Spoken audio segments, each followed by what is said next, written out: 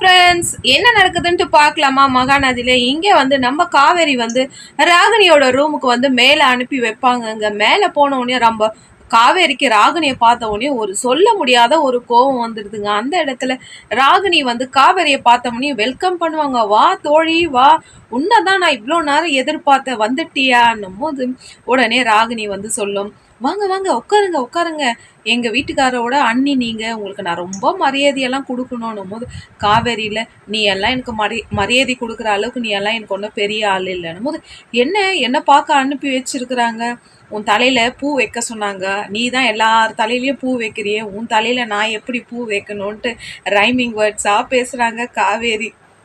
உடனே வந்து வீட்டுக்கு பெரிய மருமக தான் வந்து பூ வைக்கணும் போது அப்பா எப்படி சுற்றி வரோம் பார்த்தியா, அந்த வீட்டுக்கு நீ பெரிய மருமக, நான் வந்தோடனே உனக்கு அக்காவை சின்ன மருமகளாக ஆயிடுவோன்ட்டு நம்ம ராகினி சொல்லும் போது அதுக்கு காவேரி வந்து சொல்லுவாங்க, கனவுல கூட காணாது, இந்த மாதிரியெல்லாம் இமேஜினேஷன் பண்ணின்னு போய் என் தங்கச்சியாக ஆகுவன்லாம் நீ கனவு காணாதன்ட்டு ராகினி கிட்ட வந்து காவேரி ரொம்ப கோபமாக பேசுவாங்கங்க. லைக் பண்ணுங்கள், கமெண்ட் பண்ணுங்கள் ஃப்ரெண்ட்ஸ்.